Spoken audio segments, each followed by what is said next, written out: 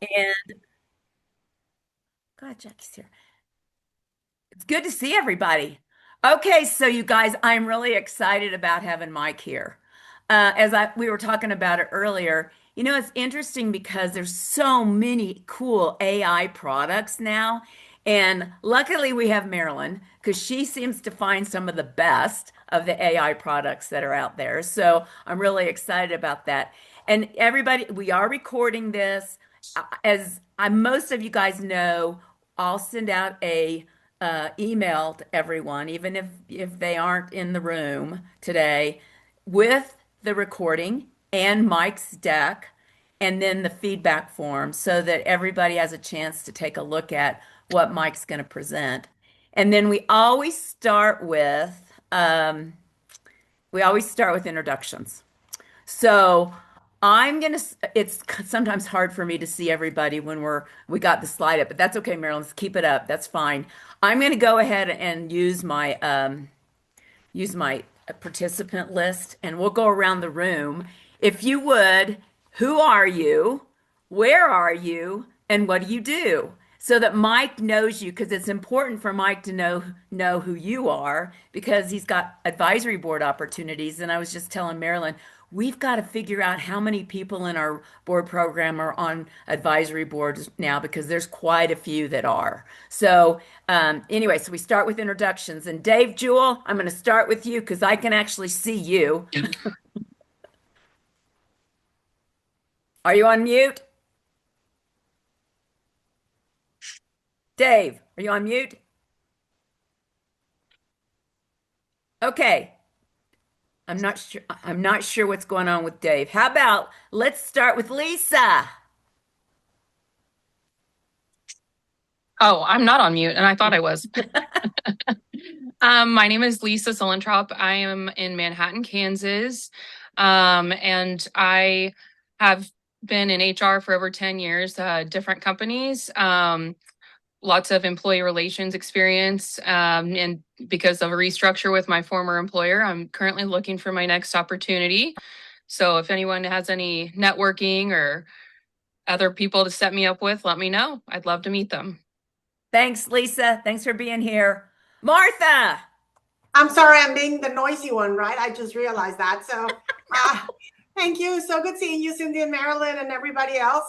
Yes, so I am an HR leader, people and culture leader for the last 25 years. And my last role, I was global head of people for ThoughtWorks, a global tech consulting company. And now I'm doing a lot more consulting and advisory work. So happy about that. And also getting more clients into my coaching practice. So excited about that.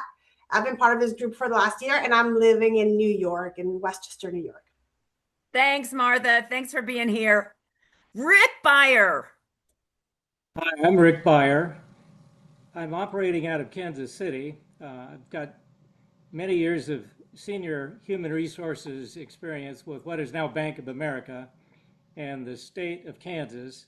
And then the last 10 years of my corporate career were with J.E. Dunn Construction Company. I now operate a consultancy. Recording in progress.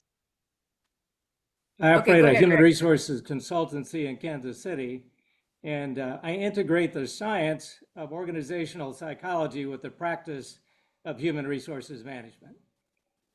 Thanks, Rick. Thanks for being here. Charles. I think Charles is here. Oh, are you on mute? Okay, I'll come back to him. How about Tim? Hey everybody, Tim Jurgensen here from Indianapolis, just fresh off of that 500 race, exciting finish there. If any of you were watching, I was not, but at any rate, I've been in the people field for a long time, and I'm just amazed at how much I have yet to learn. And I've probably learned so much from this group, and I'm just happy to be here.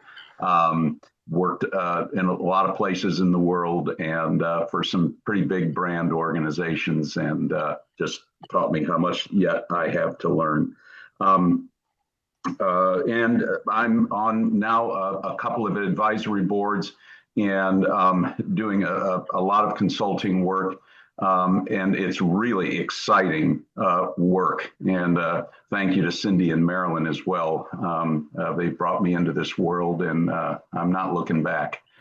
Glad to be here. Thanks, Tim. Appreciate it. Eric, welcome. Eric Chernick. Hi, Eric Chernick here. I'm in Dallas, Texas. This is my first one of these meetings, so Cindy, thanks for inviting me. I'm a recent CEO. I just exited a private equity owned business sold to another private equity business. I've retired from being CEO. So I've been playing in the B2B distribution world for many years, multi-site distribution. I'm on the board of directors of one a Luther King company, and I'm looking for possibly some other board or advisory roles. And I started my career in human resource consulting, so we have a lot of similar people passions that sounds like many of you on this phone have. So I'm somewhat that eclectic CEO that started in HR. Cool. Eric, thanks for being here. Jeanette, winners. Hey there, everyone. Good afternoon. Ringing in from Houston, Texas. This is the first time I'm going to say it out loud, but I am about to start the transition from a full-time CHRO role, which I've had the last 4 years, and I'll be transitioning into a portfolio career of coaching, advisory work, and board membership. I currently sit on one not-for-profit board and then am an advisor to a startup. So just beginning the next chapter. And it's going to be exciting. I guarantee you. Of that, I have no doubt. Thanks. Charles King, are you there? Okay. I try him again. Christian Gomez. Hello there. I'm Christian Gomez, Vice President of Strategy at ADP. I lead an internal consulting group that has several areas of focus, starting with outcomes-based human capital performance strategies, financial materiality, and technologically enabled workforce optimization, based in Miami, Florida. And it's great to be here and see all of you. Looking forward to the presentation. Glad you're here, Christian. David Jewell, are you there? I am. Okay. I finally here.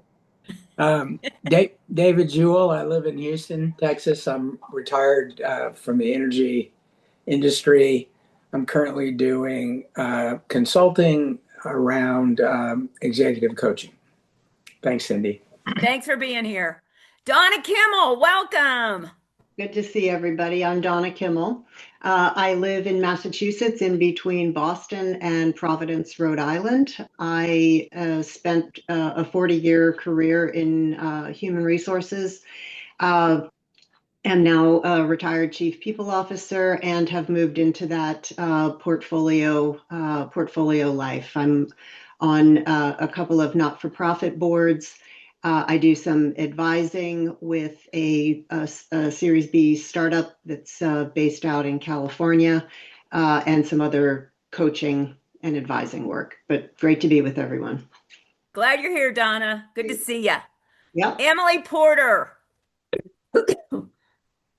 Hi, everybody. I'm Emily Porter. I'm the Chief People Officer at the Waldinger Corporation. For those of you that don't know Waldinger, we are a construction, manufacturing, and HVAC service company located in the Midwest. And I've been here for 4 years. Prior to that, I was in healthcare, but have the great opportunity to do people, culture, brand, all those things. So it's great to meet everybody. And Jeanette, congratulations on your new chapter in life. That's awesome. Thank you, Emily.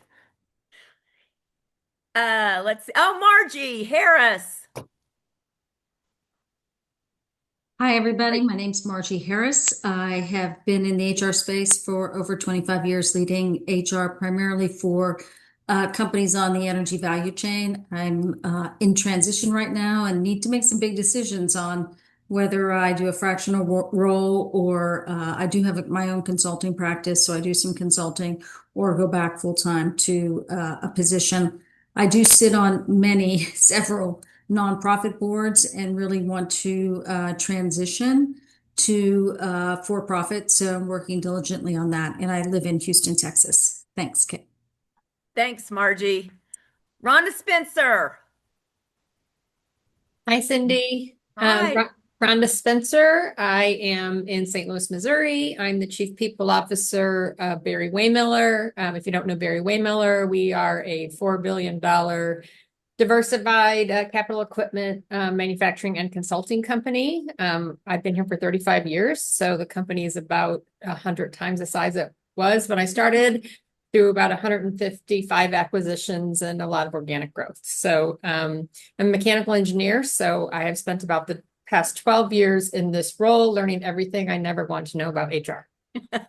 Hey, Rhonda, my last company, you were our biggest customer last year.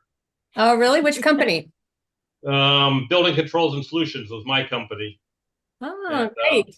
you bought a lot Hey, of look at valves the and networking. actuators, a lot of data center stuff, I know. A lot of data center stuff. Yes, we are booming with data centers right now. So Yep. in our consulting business, so that's fantastic.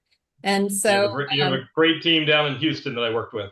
yep. So we're navigating the CEO transition, so that is always good times for NEC HRO, Chief People Officer for me. Thanks, Rhonda. Appreciate it. Mike Nichols. Hey everybody, Mike Nichols here in Kansas City. 35 years in the corporate world in HR leadership roles before I launched my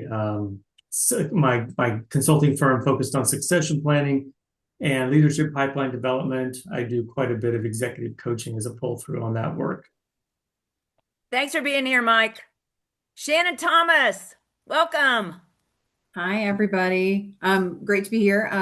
I am out of Philadelphia, Pennsylvania, a 20+ year HR executive and previous CHRO, mostly in highly regulated global operations. I'm also in transition, looking for opportunities where I can translate business strategy into how companies actually worked, particularly interested in evolving or scaling transformation work. So thanks for being here, Shannon. Michael. Hey, good afternoon, everybody. It's great to be here. Thanks, Cindy, for doing a round of introductions. I've kind of wondered who some of these people were in the past meetings. I'm Michael Robinson. I live in beautiful Buena Vista, Colorado, up in the high country. I'm a transplant from Kansas City. My background is primarily in large infrastructure industries like power, telecom, and banking. I serve on a few boards, a couple of nonprofits, and one profit-centered company. I just rolled off of a banking board that I served for 18 years as a co-founder, and we took it public in 2019, which was a fantastic learning experience. And then we merged it last year, so unfortunately I had to roll off of that board. So I'm seeking additional board positions that are compensated at the moment. But I love serving companies that have an aggressive growth plan. My niche, if you will, is operational scalability and product innovation, and that seems to be my trademark. So glad to be here. Looking forward to the discussion today. Thanks, Cindy. Yeah, thanks, Michael. Charles King, now I can see you. Good. Can you hear me also? Yes. Perfect. I got a new machine, and it's my first time on Zoom, and it made all kinds of crazy assumptions. So anyway, Charles King, Chief Technology Officer at Evergy, which is the electric utility based in Kansas City, serving Kansas and Missouri. In my role, I have all things IT and security, including things like AI and cyber and so forth. So happy to be able to join you today. Thanks, Charles. You guys have really had some busy nights.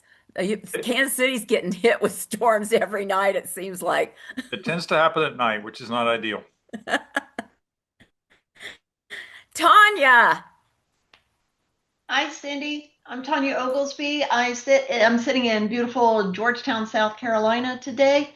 I'm the Chief People Officer at AEG Vision. We are an optometry company with about 600 locations now and 6,000 employees. We're growing like crazy still. Wow. Career in HR over 20-something years. And yeah, love helping people leading transformations, all of that great stuff. So most of my experience has been in the life sciences industry. Happy to be Glad here. you're here. Good to see you. Is that Steve Callahan? Well, are you on mute? Steve, are you on Hi, mute? Cindy. Yeah, sorry. Hi. I hope you haven't given up on me. I know I've missed the last few, but I look back at regret every time I see the invite. I'm Steve Callahan. I'm the CHRO at a company called Nations Roof. We are a commercial roofing company, PE held, 1,500 or so employees, 500 million in revenue, and we are on a buying spree. So my 6 months with them have had two acquisitions, and we're closing a third as we speak. So happy to be back and part of the conversation, and love connecting with the group in Durango, Colorado. So my Buena Vista neighbor Mike will have to meet somewhere in Salida or something for coffee. Great, Steve. Nice to have you here. Appreciate Thank it. you. Okay, we have Tracy. Hi, everybody. I'm Tracy Linza. I'm also in Buena Vista, Colorado, and I currently am a owner of a small electrical contracting business that we've been in town for about 28 years, and I've been managing that. And the last 18 years, I was doing HR and benefits for a small electrical contracting company, or excuse me, electrical cooperative. The last 2 years being the manager of HR. And I'm in transition right now, starting to do a little bit of consulting work for a couple local businesses for their employee policies. So I'm kind of trying to build on that. So that's me. Thanks, Tracy. Good to see everybody. So Jackie Egan, I invited Jackie Egan to join us because everybody seemed to want to, have ADP kind of look at the startups. So Jackie's in charge of talent for ADP. Jackie, you want to say hi? Hi. Hi. Sure. I can say hi. Should I give a quick intro too? Yes, do. Sure. Hi. Well, I'm Jackie Egan. I reside in Ponte Vedra Beach, Florida. I have been in the people business as well for about 20 plus years, mostly in talent transformation was the first part of my career in consulting, Big Four consulting, so Accenture, Deloitte's, Fidelity Investments, and then transitioned over to ADP and continued on to those talent and technology trends and worked in the talent practice for the first few years of my career. Met Cindy on the alliance side of ADP, where we visit all of these product partnerships and consulting partnerships and broker partnerships, and then transitioned back to the talent practice where I oversee our talent organization. So glad to be part of the conversation today, and always looking forward to hearing about new technologies. Thanks, Jackie. Thanks for being here. And I think finally, Harry White. Hello, hello. I'm Harry White. I am here in Fort Worth, Texas. I am with ADP. I am in their enterprise consultant and AI solutions department. So glad to be here. Glad you're here. Did I miss anyone? No? Okay. Sorry it took so long, you guys, but these introductions are so important. Marilyn, I'm going to hand it over to you. Oh, thank you so much, Cindy. And it's so good to see so many familiar faces. And also welcome to the people who are new to our monthly ESA WorkTech Advisory Board Services. Just a little bit about me. I do three things. I am the board chair of a nonprofit that we actually founded or refounded last year. And one of the topics that we discussed in the board meeting I was just in ahead of time was whether or not we would take board positions that weren't local. I'm in Minneapolis, and so it's called Learn Leading Edge Human Resource Network. And we're having a big event on July 15th, and we now have $50,000 in our bank account when we had been doing basically in-person events with thought leadership and social networking for really for free for the last 5 years. But the association had existed for close to 20 and had a big annual conference with a $400,000 budget as recent as 2019. So a little story behind that. So if any of you guys are interested in a nonprofit board, where we're putting a business together from scratch, please let me or Megan Tanner know, and we'll handle that outside. That's a little off script, but the actual real purpose of this session is to bring a monthly opportunity to you, to this community, to be considered for a private board of directors. And typically it's not a governance role. Typically it's a go-to-market type of role, which could be very, very expansive from and doing some things entirely different than what you've had in your corporate careers. And so, and for others, it will be there'll be a lot of transference of skill depending upon if you've been on the entrepreneurial side of things.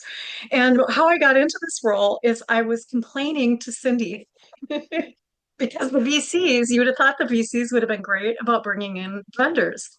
But I kept coming to these events and I'm like, I would have never brought that vendor in front of you guys. I would have brought a different set of vendors. And I have these people that would be better than what she had. So finally, since Cindy fired the VCs and said, okay, and I'm like, yeah, I could do 4 a year, which was really, it was once a quarter. She's like, no, I want it every month. I'm like, and how long has it been? A year, year and a half? Year and a half, Yeah. every month. Yeah, year and a half, I think, at that. So, so the genesis of this is to get an opportunity. I will say sometimes it takes these startups, I would say sometimes upward of a year to get their head around how they're going to use a board, what will happen. They don't, we don't, unless we're running the board of directors or on behalf of a client, we're generally not, we're just basically doing a little matchmaking in this meeting. We do not charge the vendors for this, but we, hopefully get in line with you to be considered for board positions. And through that activity, I actually was invited into the board of a startup, and I liked what they were doing so much that they invited me to be a co-founder. And so I found myself in a whole different spot than I thought that I was. And I know, Mike, I know he's shaking his head. And so here I am. So I went over to the dark side. So, and then I have my consulting practice. So I have a nonprofit and a for-profit and then a consulting practice, which does continue. So so what we're going to do is, even though I go by MPH, Mike Haruska also is an MPH.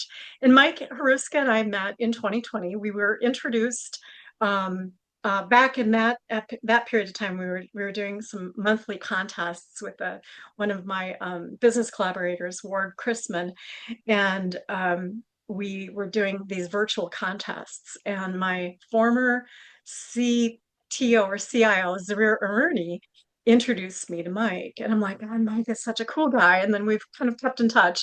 And then as what you're going to see today has evolved, then we said, hey, we need to bring you in for this type of consideration. And Mike does have actually, I met one of his board advisors when I was at the Unleash conference in Paris. We figured this out. It was last October. And one of the guys that you've got on your advisory board is, I personally met. He was the head of learning, I think, for Walmart and for some pretty large brands. So we're going to turn it over to Mike for 20 minutes. And I know we're a little off here. We do have a little bit of a fudge in terms of our schedule. So what we really want to make sure is that there's an opportunity for an open discussion and Q&A. And so the way that we've done that, we've done a couple of changes. One is if you've got a question and you're worried about forgetting it, you can put it in chat, but we're not going to address the chat until Mike is done. So this gives him, otherwise we bring him all, we're going to bring him all over the planet. So we'll give him at least 20 minutes just to go through and kind of give us an overview. Then we'll have an open discussion. I guarantee you we will run out of time. And this is where then you can keep that conversation going with Mike. Now, special thanks, and I always call you out. I always call you Rick Beyer. Rick Beyer has got the gold star forever for being the #1 provider of feedback in these sessions. So we do have the gift of feedback for Mike or anyone who presents. And so what Megan is going to do is put a link to the form that is used. And that's where you can also indicate any interest for being a pilot, continuing the conversation, or neither of those, just provide some feedback, whatever your thoughts and so forth are. And definitely encourage you to connect on LinkedIn with each other and also with Mike if you're not already connected. So a little bit on the program. We already discussed this. This is monthly for you and also for the provider. And these are some of the logos that we've had over the last year. Not everyone makes it. All right. So we've had a couple on this list. They actually went out of business. So not everyone makes it across. And unfortunately, but that's, high risk, high rewards. So the requirement to get into this meeting, like Mike, is to have you're looking for a first-time advisory board, a replacement or refresh enhancement of the advisory board members, or you're just advisory board curious. And so there isn't necessarily a guarantee. We don't have them sign a contract in order to be in the meeting. So at some point we may consider something like that. But for right now, I was just trying to get once a month and then we'll get better as we get feedback and collaboration. So Mike, I'd like to turn it over to you. And then if you could do an introduction of yourself as well, and then take her away. Sounds great. Now I can actually see all of you, that there's no slide. Fantastic. And I love hearing all the stories. I threw some things in the chat. My LinkedIn profile's in there. I'm going to be in Houston next week. There's a big brain health conference that's there. I threw the link in for the conference. If anybody might be coming to that or interested in that or meeting up for coffee while I'm there, I'd love to meet with you. But Mike Harushka, I'm the second MPH, because I'm just MPH is the OG, the real deal. I'm a former researcher from the National Institute of Standards and Technology. I spent a number of years there, and for the last 20 years, have been building emerging technology into competitive advantage with a human-centered design focus, with the idea that we would find the right thing to spin off and bring into the world as a game changer technology. My brother's a co-founder, and we have a mission: make human first in the future of work in the age of AI. I was talking with Cindy briefly, and in the green room, there's a book called What Technology Is. It's written by Kevin Kelly. Kevin Kelly is one of the co-founders of Wired magazine. He says a couple things that are really interesting. One, he says technology is another animal kingdom. That's a debate we can have over coffee on the side, but and that it will just progress as humans progress. But the thing that he says is really important, and I want to hold high, is technology only wants to do two things. One, connect to us more as humans, and two, connect us better together as humans. And that's sort of the impetus and inspiration for what we're doing with Baryons. Let me make sure my share is going to work here. And y'all can tell me if you see my slides. Are we your live? slides. Can you put it in presentation? Is it, what do you see? We see your speaker's notes, so you got to do a flip. Easy. There you go. How about now? Fantastic. So, $600 billion has been invested in the last year in AI. And it's interesting because we're not necessarily going faster. We're just making more stuff. As humans working together, we have 55 million meetings a week in the United States alone. And these are meant to get alignment, coordination. And really, at the end of the day, we had a hard time aligning and coordinating before AI came about. And now things are moving even faster. I don't know how many of you have received a 160-page artifact of AI slop from someone along the way, but this is the art of how we as humans can coordinate better in the age of AI. And so what Baryons is an understanding engine. It's built on 12 plus years of my DoD funded research from the Army Research Lab and Office of Naval Research on intelligent tutoring, adaptive systems, and complex adaptive systems.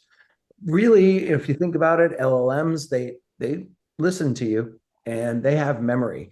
We use some very boutique methods and computational linguistics and computational semantics to really understand what you're saying, because there's a big difference between typing and reading and talking and listening. And there's a magical channel. If you had 20 direct reports, you'd love to spend 20 hours a week with them. That would make you what Josh Bersin calls a super manager.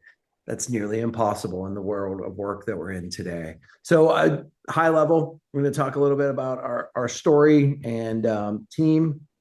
And sorry, my monitor is just giving me a hard time here. And really what we're doing, problem solution and fit along the way, and a little bit about our traction and where we're going. So I built Baryons because I've been tracking technology. I've been obsessed with technology and the intersection with people for a long time. I became obsessed with this idea of collective intelligence while I was at NIST teaching chaos theory techniques and other things to scientists that were there and working with some OD people. My team that I put together, my chairman, Bill Gutman has spun off 9 companies from CMU. I've worked with Brooks Canavese building products for 10 years for other companies, with 7 of them being acquired. My CTO came from AccuWeather, and we tend to think about this as a weather metaphor. And Diane Weaver, my COO, came from CourseTune, which was a mapping of curriculum that I was an early stage investor in. We raised $2.4 million last year with the VC called Blue Ash Ventures. Very proactive on brain health and thinking about the future of work in a human first way along the way. Have some really good advisors. We were talking about our friend Dr. Pino in the green room. Meg is at Penn State, and she is a quant and works at the Biobehavioral Research Institute, is on our board as an observer placed there by our VC. Dr. Ben Goldberg is in the Army Research Lab community and funds more intelligent tutoring projects. And Dr. Mark have some fun future of work advisors. And this is one of the areas that I'm looking to expand. Al Adamson, People Analytics, Brandon Carson, who's been a learning leader at Delta and Starbucks and Home Depot and Walmart, and Bob Kellner as well. But we're in market. We've been in market since November, filed our provisional patents in October, and have a whole bunch of more IP. And we're looking to do our Series A path in the end of Q1, beginning of Q2. So ultimately, what we're looking for is to expand our advisory dimensions. As we think about this human first world, we want to make sure that we're thinking about all of the angles, from change management and transformation to human-centered design. We have a bunch of pilots that are out there in the wild, from 25,000 person companies down to 40-person companies, and looking to build relationships to take pilots to scale. So for some of the people who are in transition, I threw a group in there called fractionalpeople.com. Great group of fractional CHROs run by a friend and one of our partners, Ellis. And so there's a technology-enabled services business model that's here because one person can truly become the consultant of the future. And we're also looking to continually refine our G to M and channel guidance and expand our A network as well. So when we think about this, I tend to think about an organization like a basketball game. You could be on one of the teams, and you can see the emotive state of the players that are on your team in some ways. But if I just shut out the lights, you can't see anything. And remote work has severed this magical thing. If I saw MPH coming out of her regular 0900 meeting, and I know that Zarir is perseverating in the meeting and she gives me the wink and the smile, I know that. All this informal stuff is gone. Engagements, we tend to think that meaning is not static and alignment is not static. These are fluid things in organizations. And there's no really early warning system before things hit the P&L. We all track metrics, output, and activity. These are standards, table stakes in an organization. But the real indicators of humans are what we call the FTE hole, which is where disengagement happens and we're losing the potential output. And it's not about returning it to zero. There's actually an accretive value that is there if we understand alignment and confidence and energy and connection along the way. And so Baryons is a voice-first AI mentor. You call it on the phone, or you call it. I check in with it in the morning, set my intention for the day, check out with it in the evening. I call it to rehearse conversations, to think through problems. I'll even call it and be working with Claude or ChatGPT on really hard science problems. But we want to provide leading indicators, and we want to give those insights that unlock things in meaningful and interesting ways for leaders that value transparency, a culture of feedback, and a culture of shared accountability. As I said, people really don't think in dashboards. We think about conversation. This is the human part of work, the most important thing that's there. So we allow individuals to plan the day, talk it through, review the day. For leaders, we respect this safe, private, sacred space, and we're able to extract the energy and the meaning energy or the semantic energy and be able to surface that for people so that they can understand what to act, what to watch, what to amplify as a leader. So as I said, people check in, they check out. It's very interesting how this behavior unfolds for our users because we see some people, they just check in. Some people just check in and check out, but everybody takes the opportunity to have that perfect, safe growth partner, to have that performance conversation, because our core technology is really polymorphic. And that means that it's a coach, a mentor, an advisor, a consultant, and it's all built on positive psychology models like Seligman's PERMA framework and other established positive psychology. We look at this from a language perspective. So we're trying to understand patterns. We're extracting memory, personal and professional, because people gain trust with their Baryon and talk to you about a lot of things that you would never essentially want inside of corporate walls in terms of reporting, and we're able to remove those. We look at things like energy, alignment, relationships, and flows. At a fundamental level, really what we're trying to understand is, what is someone's context field? What's their past, present, and future? How do they identify with their past, present, and future? What's their cognitive signature? How do they think, decide, and act? And where are they going to? Because we want to help them get there in a non-judgmental and non-biased way. And then how aligned are those things? What's the resonance? So core technology, it's an understanding engine. We are really extracting the higher level, what we call the harmonics of how you think, what patterns are there. We say it's AI that gives a crap, because we truly care about your growth. From our interactions with you, we're understanding primary, secondary, and tertiary objectives, that if you show up and you don't have an agenda, Baryons does. We understand what is out in front of your field, that's in front of you in meaningful ways. And we understand how to get you there in non-judgmental and non-biased ways. In that, I'll say, if MPH said, I want to play music, we don't assume she wants to play a record or the bass guitar. We ask those clarifying questions. We use a term called misprism. When we look at the world, we refract it into a spectrum that we think it is.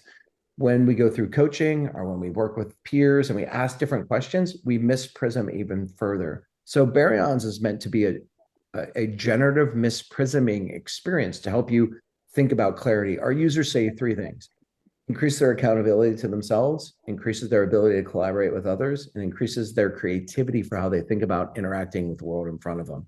One of our Penn State cohort students says, ChatGPT makes me happy, Baryons makes me better. And for me, that's such an important thing, because we're trying to be human first in this. We give a weekly resonance to every single user. So where are you winning? What's your blockers and friction? What's something to sit with along the way? But for leaders, we abstract and anonymize a higher level of signal for what should you act on? What should you pay attention to? What are things that you need to celebrate as far as the team? And then, because we look at this like a physics problem, and we measure this in 20 quantitative dimensions from computational linguistics, where is your team? What is driving them, or what is draining them in some meaningful ways? So the idea is that we don't want to provide a dashboard. We want to provide actionable intelligence, much the same way that a good agency would do that. So we're helping people unlock collective intelligence through semantic insights and thematic insights, but understand where the wins and energy and alignment, all the elements are for their team. This is interesting. Our lead investor, Blue Ash Ventures, very deep into brain health. We're working in brain health matrix stuff next week in Houston. They released the brain health matrix in Davos with McKinsey and others. And we're looking at this as the intersection of a white space spot between AI systems, organizational behavioral data, and human performance in some ways. And we see it as about $100 billion TAM, and we're trying to be conservative on this. But when we look at the low point, we have management consulting firms, we have investors, we have PEs, we have technology companies, AI startups, nonprofits, K-12 educators. We have a ton of different people that are running cohorts. And one of the new things we're exploring right now with Penn State University and University of Michigan is, can this be used for college athletes? They're under a huge amount of pressure. This is kind of a non-obvious application of who needs a performance partner in some ways, and how can we unlock that? Our model is very similar to Slack: land and expand. We've got our sort of tier one. Let's launch it for a team. Let's see how it does. Expand to other teams. Grow up through the division. We have deployments that are either out or rolling out, with anywhere from 40-person companies to 25,000-person companies. along the way. We're really focused ultimately, on enterprise. We're really also focused on building through partners, unlocking that technology-enabled services business model for others in management consulting. Right now, general management consulting, strategic has gone from $800 billion market and is a glide path to $400 billion. So there are people that are looking for ways for differentiation that are within that space. Right now, we have over 500 individual organizational users that represent about 50 highly qualified companies. Working with the Fractional People Network, that's a network of 900 plus CHROs that we look at as they're our customer. They're also our sales force, also our customer success force at the same way. We're rolling out, with large organizations like Sheets and Amazon supporting efforts that we're doing at Penn State in research and athletes and students, and working with people on the edge of science, like Pacific Northwest National Lab, who's got mission as big as let's cure cancer along the way. Competitive landscape, there's a ton of survey stuff out there. That's a point in time. By the time we get the data, the story has moved on. There are elements out there, Valence, BetterUp, Coach Hub, and others that are really aiming to coach. We're not just the coach. We are a coach, but we can do all of these other things related to mentorship and human growth along the way. You have your frontier models, which are awesome because they power a lot of things that we do. And my favorite, method is physio. And it's on our roadmap to combine physio data in the athlete space that we're working on. Some of the challenges that we see out there is, our sort of scientific build on this is we're at the intersection of physics, neuroscience, and anthropology. And when we looked at that category creation space of frontier model, AI and org intelligence and human performance, we're pushing a new boundary. And I'm glad to have investors that know that we're out on the frontier of the frontier right now. Enterprise sales cycle, always a challenge. So a lot of our focus in the near term is in middle market companies. Faster decision cycle. If they're PE backed, even better. And like our partnership with Fractional People, most of the companies that network works with are pre-seed, seed, Series A, and Series B funded companies. Scaling trust and adoption, like we have privacy out of the gate, and we've been tuning the way that we roll on organizations. And then competitive response, we, from our perspective, have a technology moat, but all of our team and founders and advisors have been in this space for 20 years, thinking about human performance, intelligent tutoring, adaptive systems. And consequently, it would be very hard for two dropouts from Stanford to vibe code this at a camper van because we have a different level of language, as you know, from being in the industry along the way.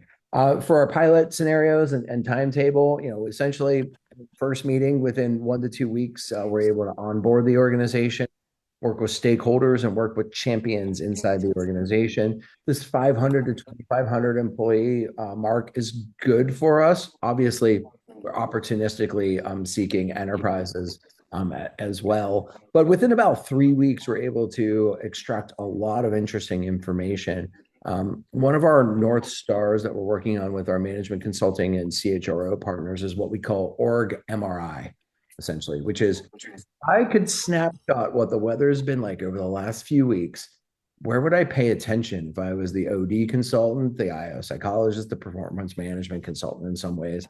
And so we're excited because we're seeing the same thing from individuals in groups that we're getting. We're seeing leaders that are unlocking new initiatives and new ideas on a weekly basis and not on a monthly, quarterly, or even annual basis along the way. So, some of the things that we're interested in, or we're looking to expand what we call our advisor matrix with unique skills, backgrounds, domain expertise along the way. We're looking also to find ways to introduce pilots into some proof points that will drive us on our Series A and for strategic partnerships as well. My understanding, and this I'll defer to MPH on all of this, and I saved us 3 minutes, by the way. But we'll lose all that time in Q&A. And so we're looking to, find the right team. I've put the right team together. We want to expand the constellation of what we have in front of us to create the momentum, because we see this as fundamentally keeping human better in the future of work. And with that, I will throw it back to you. Well done, Mr. Mike. Well done. And just again, a favor that now that we've seen Mike's presentation, if you wouldn't mind doing a little multitasking, give him some feedback. And then also an area to indicate interest in pilot as well as advisory board specifically. And then do reach out directly as well. What questions? Martha. I'll start. I put it on the chat and maybe you answered it partially, Mike, and I'm sorry.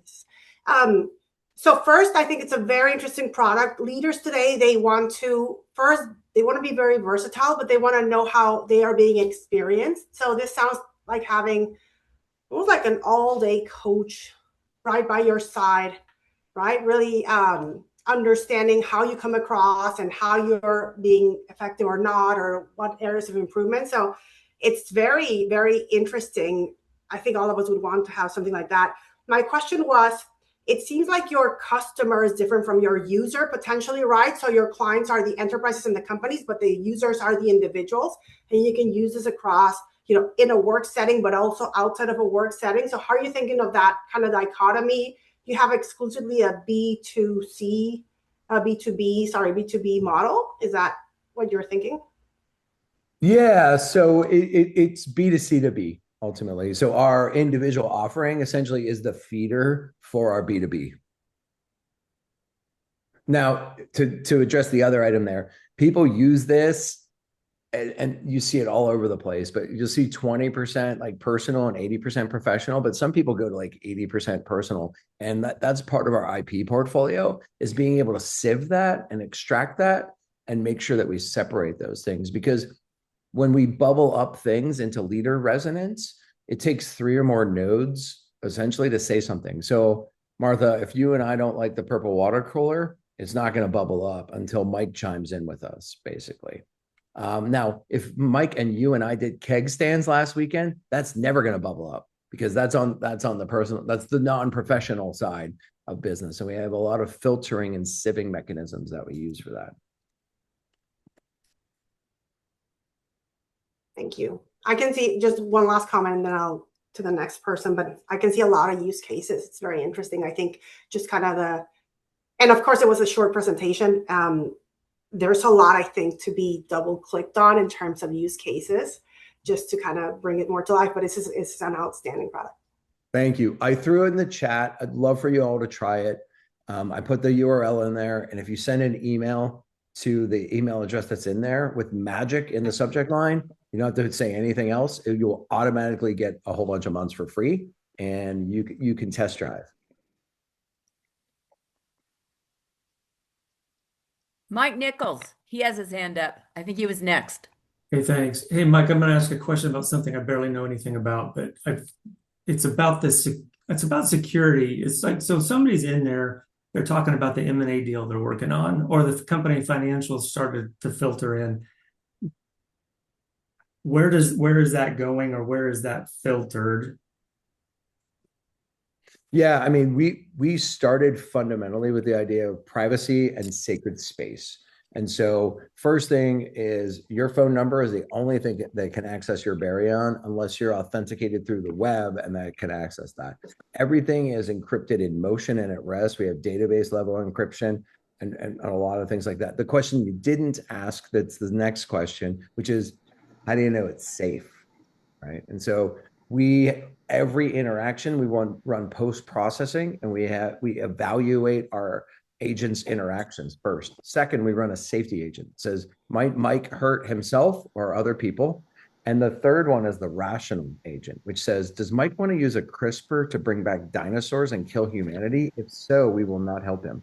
And then also, we're running that in real time, not just post, so that we can say, Mike, I don't understand what you just said. Can you explain that to me more, so we're getting that clarification, so we can put someone into safety guardrails? I look at the news that's out there and look at the frontier models and say, like, I would not sit well being the leader of a company that anyone was able to hurt themselves or anyone else.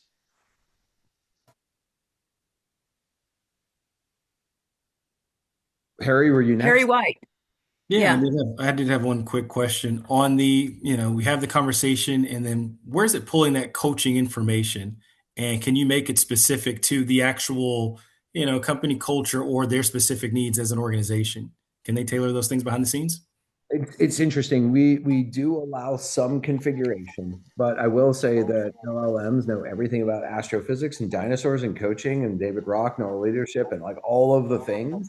And so what we're able to do is kind of constrain our behavioral model so that it is more attuned to an organization's ethos and methodologies. Margie. Hi, this was very interesting. I'm getting back to sort of the question that another attendee asked about security. It seems like your product is, I would think, ahead of its time in a bit because it's really sort of an AI product within potentially an IT department's AI jurisdiction. And maybe I'm wrong about that. And I'm just wondering how, at least, I've been speaking to a lot of different individuals in Houston here, and it seems like there are a lot of IT departments that are sort of behind the times. They don't know how to ring fence. They don't know how to really adjudicate or set policies around their product. And I was just wondering, in your particular product, are there certain industries that are much more advanced that you're targeting your marketing to initially? Like you said, Penn State and a couple of these fractional HR group that seems to be more advanced in how they think about this product because it's simply fascinating to me. Thank you. I'll tell you this. We don't touch a company's network and we don't touch their documents and we don't touch their systems. And that was a deliberate choice because that's what slows down. So it sits outside of everything. And if you have a small team, then if I want to buy this for a team, it's outside the company's firewall. Is that it? Exactly. So do they have a problem then? Would an IT department have a problem with sort of an employed group of associates working on a platform outside their own? Given And that how do you get around that? we're just completing our SOC 2 certification, and that seems to have removed the objection entirely from enterprise. Okay, good. Very interesting. Thank you. And look, this is super valid as far as a concern. Like we want to remove any friction or blockers from taking this to scale. I think the technique might be to get to these IT people quick because some of them are very closed-minded when it comes to access, right? Oh yeah. I mean, that's the constraint. Their job is to say no, not how. Yeah. Yeah. I'm a recovering IT person when I was at NIST, so I get it. Well, I had a whole team of IT people that would tell me no, and I oversaw them. So I'm very familiar with that thought process. So, Mike, I've got a question that's probably pretty elementary, but so what do you link into? What's your API? I mean, how do you gather the information? Yeah. I mean, that's just a great question. Let me show you. I call my Baryon on the phone. Okay. Sometimes I call it from my app.baryons.com, which is on my desktop. But like right, wake up and get my coffee and take a walk outside and call my Baryon and talk through my schedule about the things that I'm talking about. I've got to go I've run an errand in it a little bit. I will talk about this scenario and the session that we had and debrief with it. It's very easy to access. It's just like a person, right? And so we're trying to be that mentor, coach, advisor, consultant, and just good friend at the same time. And so we deliberately chose this modality because this is how we think about connecting with the people that we know, love, and trust. So it's all through the phone. It's through the phone, but you can call on your desktop too. And like I will call on my desktop, and I'll be working with ChatGPT, but my Baryon and I will be strategizing. So the way that I think about this is there's a handful of contexts of work. There's the sense-making context of work. That's where we interpret and construct the past to interpret and construct the future. There's the learning context of work. I need to learn to drive a forklift, or Cindy and I need to know about M&A, whatever that is. There's the artifact context of work where we talk about something and Cindy says, I'm going to go make the slide deck, right? There is the coordination context of work. And so where Baryons operates is in the sense making and the coordination element, helping us think about how we show up better, how we work together with people better. And finally, there's the tuning context of work. This is almost an unwritten rule. Like no one ever trained you how to ride an elevator, right? You just observed others and then learned to emulate them. And that's how workplace culture often works in some ways. We give people a safe space that they can reflect, reframe, and have prospection towards the future. They'll build more momentum individually and collectively.